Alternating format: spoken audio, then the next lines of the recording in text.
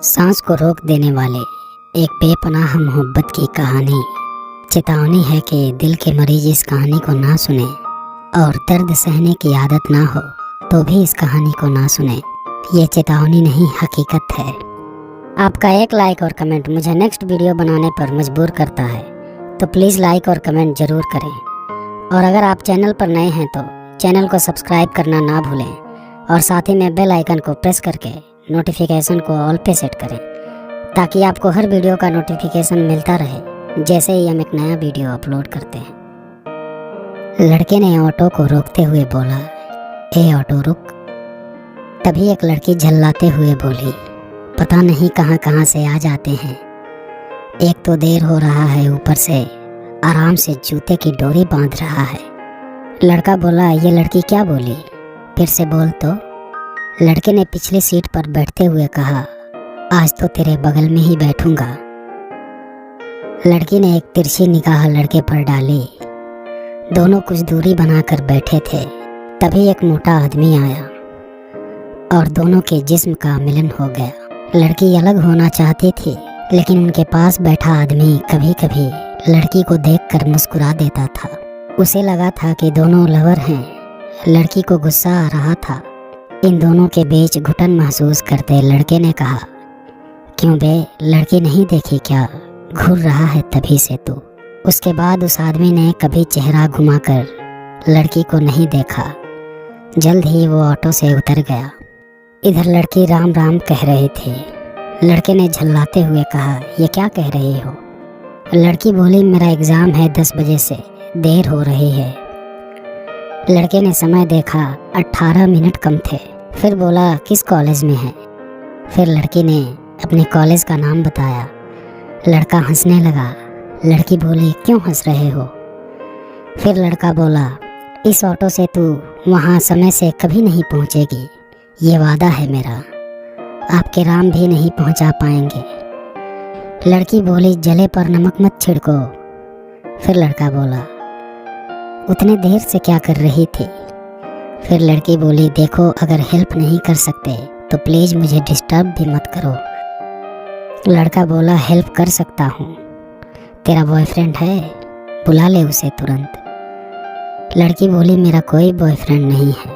तो लड़का बोला, तो बैठ कर रो और चिल्लाओ मम्मी मम्मी। फिर लड़की बोली, तुम्हें मजाक सूझ रहा है, मेरा पूरा साल बर्बाद हो जाएगा।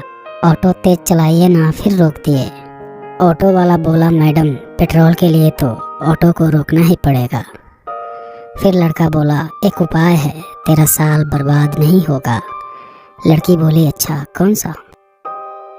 लड़का बोला कि मैं तुम्हें छोड़ दूं कॉलेज, लेकिन। लड़की बोली, लेकिन क्या। लड़का बोला, बिना फायदे का मैं कोई काम नहीं करता।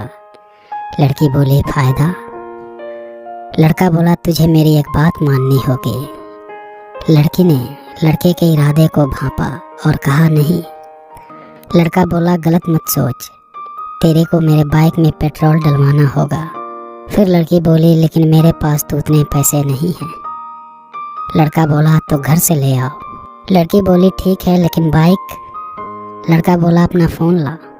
फिर मन में सोचते हुए बोली, बातें तो ऐसे करता है जैसे कोई अमीर ज़्यादा है, लेकिन मोबाइल नहीं है इसके पास। फिर लड़का बोला, बातें तो ऐसे करता है जैसे कोई अमीर ज़्यादा है, लेकिन मोबाइल नहीं है मेरे पास, यही सोच रही है ना तू। लड़की बोली, हाँ सॉरी, नहीं। लड़का बोला, तेरे को कुछ देर के लिए मेरी गर्लफ्रेंड बनना होगा। बुरा मत सोच, अगर मैंने तेरे साथ कुछ गलत किया तो तेरा बाप तेरा कॉल लिस्ट चेक करके मुझे पकड़ सकता है। लड़की बोली, लेकिन क्यों, मैं तुम्हारी गर्लफ्रेंड नहीं बन सकती। फिर लड़का लड़की की बात काटते हुए बोला, एग्ज़ाम देना है ना तेरे को। फिर लड़की बोली, हाँ। फिर लड़का बोला, तो देखती जा। लड़के ने अपने मोबाइल पर कॉल किया और कहा, माँ रवि से मेरा मोबाइल भेज दे। माँ बोली, रवि अभी बिजी है। लड़का बोला, फ़ोन दो उसको। रवि, तेरे को मेरी गर्लफ्रेंड से मिलना है तो मोबाइल और बाइक लेकर आ जा 2 मिनट के अंदर। रवि बोला, ओके, और बोला, मम्मी भैया की गर्लफ्रेंड है। इतना कह के निकल गया। माँ बोली, गर्लफ्रेंड है, सुन तो बेटा। थोड़े देर में रवि वहाँ पहुँच गया। लड़का बोला, ज़्यादा ना देख, ये पैसे ले ऑटो से घर चला जा। फिर दोनों कॉलेज टाइम पर पहुंचे। एग्ज़ाम खत्म होने के बाद लड़की लड़के को बोली, घर चलो, पैसे तुम्हें लौटा देती हूँ। लड़के ने उसे फिर घर छोड़ा। दोनों एक दूसरे के नाम पूछे। लड़की ने जब पैसे देना चाहा तो लड़के ने अच्छे मार्क्स लाने की बात कहकर नहीं लिया।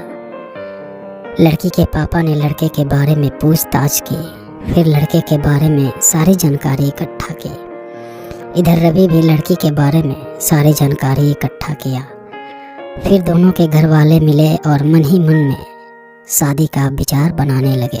कुछ दिन बाद लड़की का फिर एग्ज़ाम था। लड़की फिर लेट हो गई। लड़की के पापा बोले, बुला लो उसको, वो तुम्हें छोड़ देगा समय से। लड़की बोली, लेकिन पापा बोले, मैं उसे जानता हूँ, मिला हूँ, अच्छा लड़का है।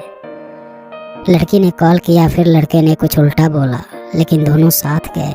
फिर दोनों धीरे धीरे नज़दीक आते गए। फिर प्यार का इजहार हुआ। एक दिन लड़की लड़के के साथ मंदिर गई, लेकिन लड़का अंदर नहीं गया। लड़की बोली, नाटक बंद करो और चलो। लड़का बोला, अरे जाओ, मुझे अंधविश्वास में नहीं पड़ना। लड़की बोली, एक दिन तुम जरूर जाओगे, और वो भी मेरी वजह से, ये वादा है मेरा। लड़का बोला, अभी जा मेरी माँ, और पूजा करके जल्दी आ। दोनों के प्यार की नैया अच्छी ही चल रही थी। तभी एक दिन लड़के का 2 कॉल काट कर लड़की कहीं बिजी हो गई। 1 घंटे तक लड़के को झटका लगा। लगभग आधे घंटे बाद उसका कॉल आया तो लड़का बिजी और वेटिंग। यहीं से दोनों में दरार पैदा हो गई। फिर दोनों में बात बात पर झगड़ा। एक दिन लड़का किसी लड़की से बात कर रहा था और उसकी गर्लफ्रेंड देखी और भड़क गई। फिर बातचीत और कम हो गया। फिर दोनों ने अपने अपने नए नए फ्रेंड बनाकर एक दूसरे से मिलाया। फिर दूरी और बढ़ गई। अब बातचीत भी बंद। वैसे तो नए दोस्त बन गए, लेकिन सच्चा प्यार तो दोनों में ही था, सो जल्द ही टूट गया। लड़की दिन प्रतिदिन खोखली होती जा रही थी। उसका मन होता कि लड़के को कॉल करे, लेकिन मोबाइल लेकर फेंक देती। उसका नंबर, मैसेज सब कुछ डिलीट कर दिया। लड़की अपने शरीर पर अब ध्यान भी नहीं देती थी। उसको लगता था जिंदगी में अब कुछ है ही नहीं, जी कर क्या करे। उसको हमेशा बुखार रहता, लेकिन कुछ दवा भी नहीं खाते। घर वाले कुछ करना चाहे, लेकिन दोनों ने रोक दिया। लगभग 6 महीने बाद लड़की का हालत बहुत ख़राब हो गया। डॉक्टर ने कहा, सॉरी, शायद कुछ महीने पहले आते तो मैं कुछ कर पाता, लेकिन अब बीमारी का लास्ट स्टेज है। अब ये ज़िंदा नहीं रह सकती, कुछ महीनों की ही मेहमान है। लड़की को हकीकत जानकर बहुत खुशी हुई। उसने सोचा, लड़का तो अभी लड़कियों के साथ मौज कर रहा होगा, अंतिम बार सुन लूँ उसकी आवाज़, यही मेरी इच्छा है। लड़की ने पापा से फ़ोन मांगा। उसका नंबर तो दिल को याद ही था। डायल किया और फ़ोन लड़के ने ही उठाया और बोला, हेलो। लड़की ने रोना शुरू कर दिया। लड़का बोला, तुम रो क्यों रही हो, चुप हो जाओ प्लीज़।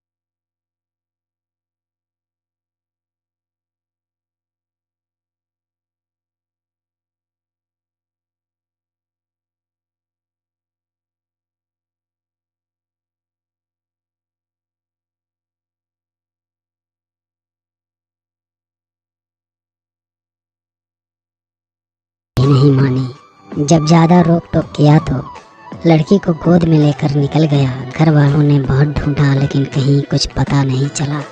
लड़का लड़की को गोद में लिए बहुत सारे मंदिर मस्जिद के सीढ़ियों को चढ़ा, बहुत सारे साधु संत से मिला, लेकिन हालत बिगड़ती ही जा रही थी। फिर लड़की बोली, सुनो, क्या मैं ठीक हो जाऊंगी? बहुत दर्द होता है। आंसू पी कर लड़का बोला, हाँ हाँ बिल्कुल, छोड़कर नहीं जा सकती। ये भगवान, ये खुदा, कोई तुमको मुझसे जुदा नहीं कर सकता। लड़की बोली, तुम्हारे साथ मैं जीना चाहती हूँ, रहना चाहती हूँ, घूमना चाहती हूँ। लड़का बोला, हाँ हाँ हम सब करेंगे। पहले तो हम बाइक से बारिश के मौसम में भीगते हुए घूमेंगे, फिर डिस्को, फिर सिनेमा, फिर लड़की बोली, फिर हम दोनों मंदिर जाएंगे और दोनों साथ में दो दो नारियल फोड़ेंगे।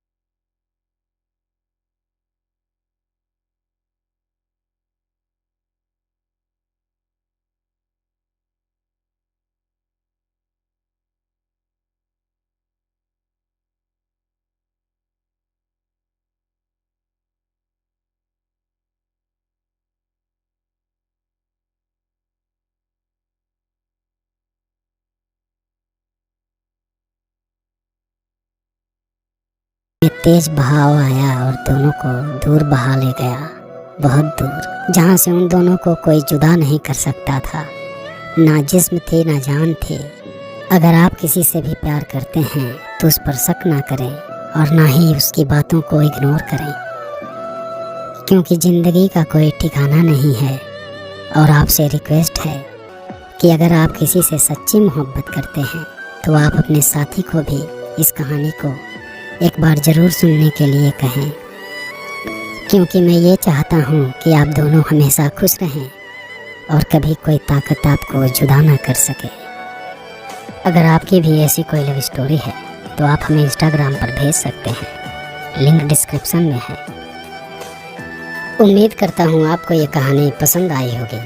अगर आपको ये कहानी पसंद आई हो तो वीडियो को लाइक, शेयर और हमारे चैनल को सब्सक्राइब ज़रूर कीजिएगा।